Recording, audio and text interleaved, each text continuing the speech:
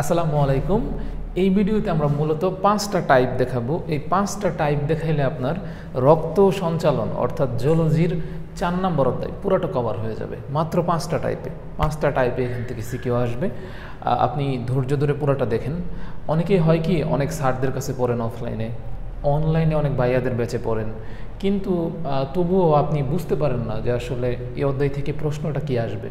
আপনি চ্যাপ্টারটা পুরোটা পড়েন, কিন্তু তারপরেও আপনি যখন পরীক্ষা দেন কলেজে তখন নাম্বার আসে না ওরকম।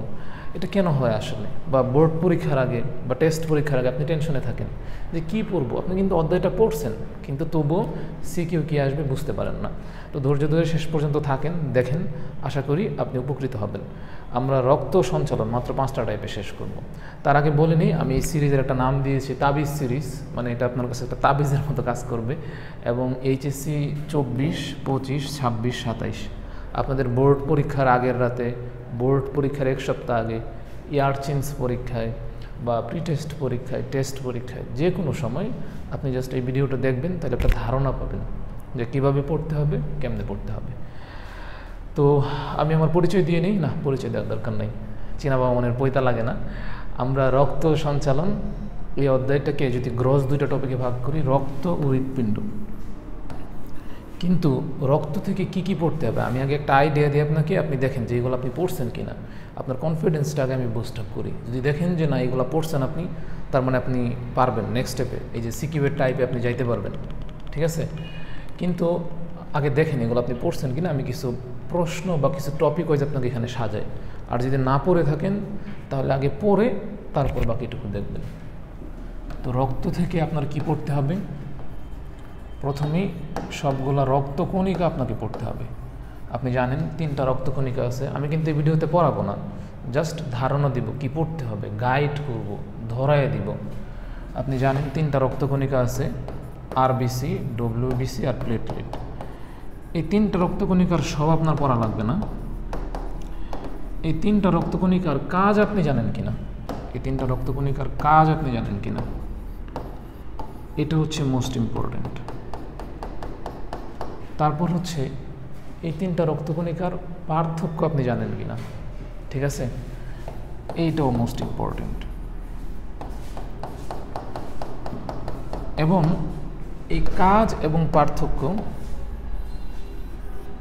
এটা হচ্ছে খুবই গ্রসলি আসবে, কিন্তু প্রশ্ন যদি একটু ঘুরাইয়া দেয়, যেমন লোহিত রক্তকণিকার প্রধান কাজ হচ্ছে শ্বসন গ্যাস পরিবহন করা। আপনি জানেন শ্বসন গ্যাস পরিবহন করা, অক্সিজেন এবং কার্বন ডাইঅক্সাইডের বিনিময়ে আদান প্রদান, ঠিক আছে। এটা দিয়ে কিন্তু আবার জুওলজির 5 নম্বর অধ্যায়ের সাথে একটা মিক্সিং কোশ্চেন হতে পারে, এটা মাথায় রাখবেন। কারণ জুওলজির 5 নম্বর অধ্যায়টা হচ্ছে শ্বসন। এই লোহিত রক্তকণিকার মধ্যে হিমোগ্লোবিন আছে, তো সেই হিমোগ্লোবিনের সাথে অক্সিজেন এবং কার্বন ডাইঅক্সাইড কীভাবে আদান প্রদান হয়, এটা দিয়ে একটা মিক্সিং হয়ে যেতে পারে, কিন্তু এটা মাথায় রাখতে হবে। হ্যাঁ, আচ্ছা। তো এই ডব্লিউবিসি বা শ্বেত রক্তকণিকার প্রধান কাজ হচ্ছে প্রতিরক্ষা, মানবদেহের প্রতিরক্ষা বা মানবদেহকে সুস্থ রাখা। তো ঘ নাম্বারে যে প্রশ্নটা আসবে সেটা হচ্ছে যে মানবদেহের সুস্থতায় এই ডব্লিউবিসিকে ধরেন এ বা বি এরকম মার্ক করে দিবে, এ বা বি এর ভূমিকা আছে, বিশ্লেষণ করো। তখন আপনাকে ডব্লিউবিসির কাজ দিয়ে গুরুত্বটা বলতে হবে, ঠিক আছে। আচ্ছা, বা এখানে প্রশ্ন আসতে পারে যে হচ্ছে এটাকে এ বা বি বানিয়ে দিবে, আরবিসিকে বলবে শ্বসন গ্যাস পরিবহনে এ বা বি এর ভূমিকা। তখন আপনাকে সেই হিমোগ্লোবিন দিয়ে কিভাবে অক্সিজেন এবং কার্বন ডাইঅক্সাইড বিনিময় হয় সেগুলো বলতে হবে, ঠিক আছে। আচ্ছা, এই আরবিসি এবং ডব্লিউবিসি থেকেও অনেক অনেক অনেক ইম্পর্ট্যান্ট, সবচেয়ে বেশি ইম্পর্ট্যান্ট হচ্ছে প্লেটলেট বা অণুচক্রিকা।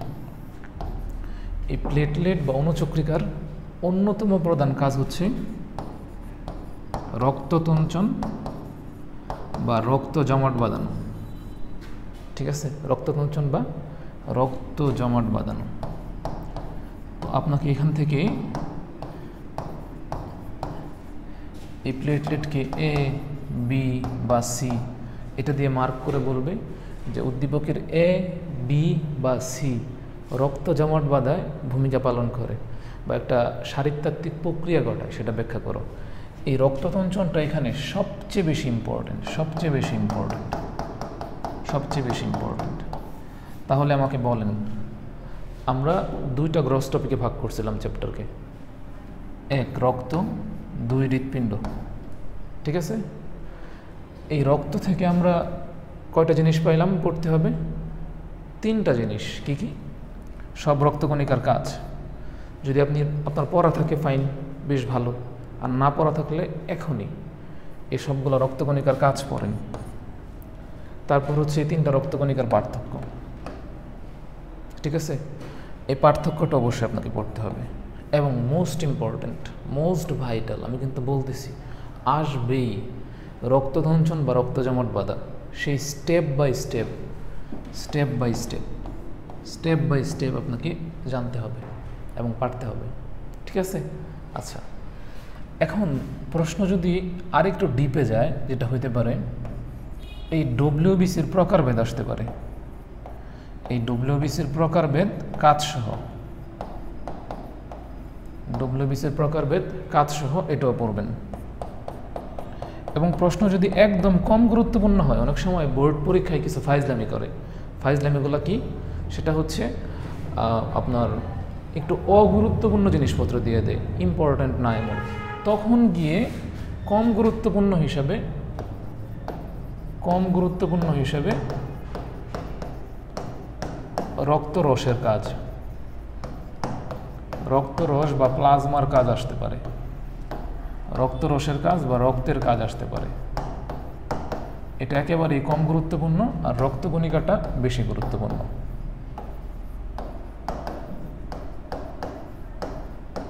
তো এটা তো আমি দেখাইলাম যে এখান থেকে এই জিনিসগুলো আসে। এখন কিভাবে আসবে? আমি যদি একটু সিকিউর উদ্দীপকগুলো দেখি, দেখেন এই যেভাবে উদ্দীপক দেওয়া থাকবে, এটা একটা উদ্দীপক। রক্তকে আমরা 2 ভাগে ভাগ করতে পারি, রক্তরস আর কি? সাজিদ বলেন। রক্তকণিকা, হ্যাঁ সাজিদ বলে দিচ্ছে। সাজিদ তাজউদ্দিন মেডিকেল কলেজে পড়ে, আমার ছোট ভাই। ও হচ্ছে আমাকে শুটিংয়ে হেল্প করতেছে, ঠিক আছে? আচ্ছা, তো রক্তকণিকাকে কয় ভাগে ভাগ করতে পারি? লোহিত রক্তকণিকা বি, তাহলে বি কি হবে সাজিদ? শ্বেত রক্তকণিকা, এক্স্যাক্টলি। আর অনুচক্রিকা। এখন এখান থেকে প্রশ্ন কি আসতে পারে? গ নম্বরে এর কাজ আসতে পারে, অর্থাৎ রক্তরসের কাজ আসতে পারে। এখন ধরেন এখানে তো এটাকে সি বানায় দিতে পারতো, অনুচক্রিকাকে সি বানায় দিতে পারতো, তো তখন আরও কি প্রশ্ন আসতে পারতো? বি এর প্রকারভেদ মানে কি? আপনার তখন হচ্ছে শ্বেত রক্তকণিকার প্রকারভেদ 2 প্রকার, দানাদার, অদানাদার, লিম্ফোসাইট, মনোসাইট। যাদের দানা আছে, কোথাও দানা থাকলে হাত দিয়ে ফিল করা যায়, তাহলে দানাদার সেবন নামে শেষে কি থাকে? ফিল থাকে। ইউসিনোফিল, বেসোফিল, আর কি? নিউট্রোফিল। হ্যাঁ, আচ্ছা, তাহলে আরও প্রশ্ন আসতে পারে কি? মানবদেহকে সুস্থ রাখতে বি এর ভূমিকা, বা প্রতিরক্ষায় বি এর ভূমিকা।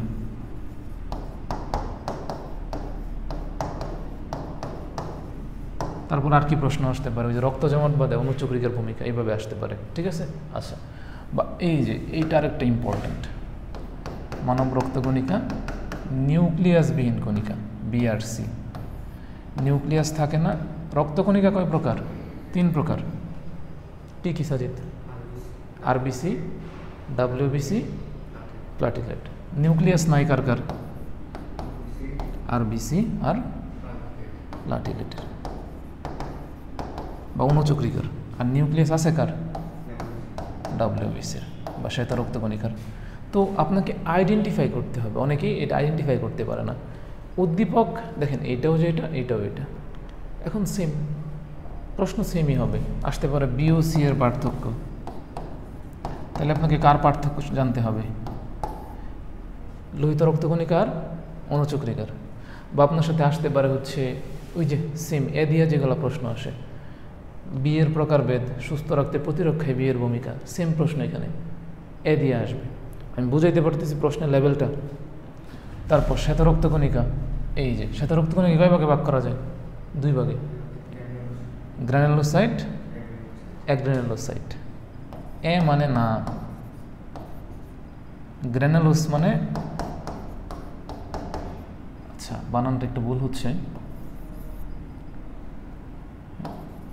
গ্রানুলোস মানে হচ্ছে দানা, সাইট মানে কোষ, মানে দানা নাই এমন কোষ।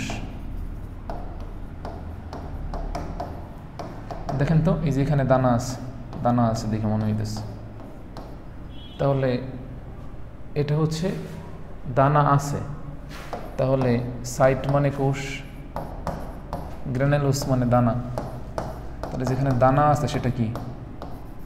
গ্রানুলোসাইট বা দানাদার। আমরা জানি দানা থাকলে কি করা যায়? ফিল করা যায়। তাহলে সবার নামের শেষে কি থাকবে? ফিল, নিউট্রোফিল, বেসোফিল, আর কি? ইউসিনোফিল। আর অ্যাগ্রানুলোসাইট দানা নাই এমন কোষ। আচ্ছা, তাহলে ওই যে লিম্ফোসাইট আর মনোসাইট, তো এখান থেকে প্রশ্ন আসতে পারে এ আর বি এর পার্থক্য। তো দানাদার অদানাদারের পার্থক্য মেজরলি ওই যে যার যার কাজ বা প্রত্যেকের কাজ খুবই ইম্পর্টেন্ট। এই 5-3টা আর এই যেখানে 2টা, এই 5টার কাজ খুব খুব গুরুত্বপূর্ণ, ঠিক আছে? তো শ্বেত রক্তকণিকা থেকে এই 2-3 টাইপের প্রশ্নই হবে, এই প্রকারভেদ, এ আর বি এর প্রকারভেদ, আর হচ্ছে সুস্থ রাখতে কী কী ভূমিকা।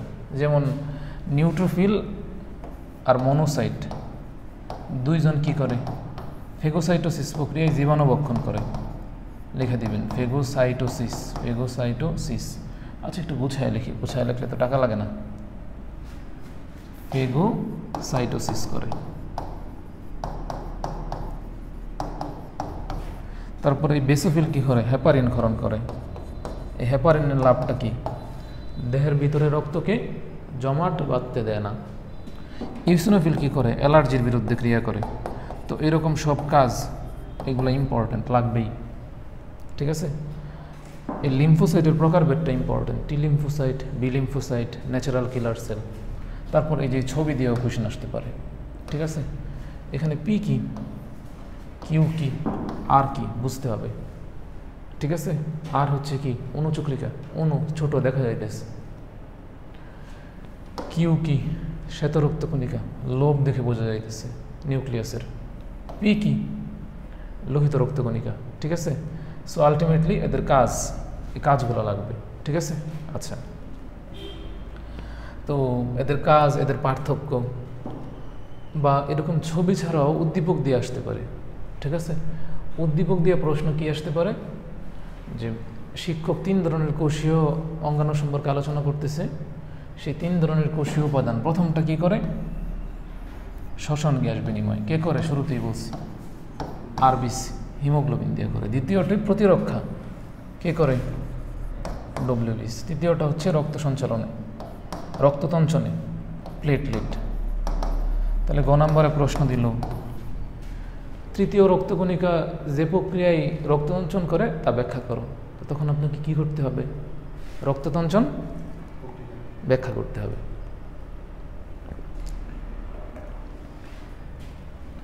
বা যে উদ্দীপকের শিক্ষকের মন্তব্য বিশ্লেষণ করো, তখন 3টারই ব্যাখ্যা দেখাইতে হবে।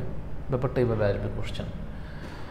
বা এভাবে উদ্দীপক আসতে পারে যে ফারিনের হাত আপেল কাটতে গিয়ে কেটে গেছে, সেখান থেকে লাল তরল বের হয়েছে, ওয়াই আকৃতির জৈব রাসায়নিক পদার্থ যা রোগ প্রতিরোধ করে, ঠিক আছে? আচ্ছা, সো আলটিমেটলি দেখেন, হাত যখন কেটে যায় তখন রক্ত জমাট বাঁধতে হবে। আলটিমেটলি এটা দিয়ে সেই রক্ত তঞ্চন বা ব্লাড ক্লটিং যে প্রসেসটা আছে সেটা আপনাকে ব্যাখ্যা করতে হবে। এই হচ্ছে ব্যাপার। এইটা আলটিমেটলি হৃৎপিণ্ডের রোগের সাথে রিলেটেড। এটা আমরা যখন হৃৎপিণ্ডের রোগ পড়ি তখন আমরা পড়বো, ঠিক আছে? তো এই ছিল মেনলি আমাদের একটা টপিকের প্রশ্ন। আমরা আরেকটা ভিডিওতে হৃৎপিণ্ড থেকে কী কী প্রশ্ন আসবে সেটা নিয়ে আলোচনা করব।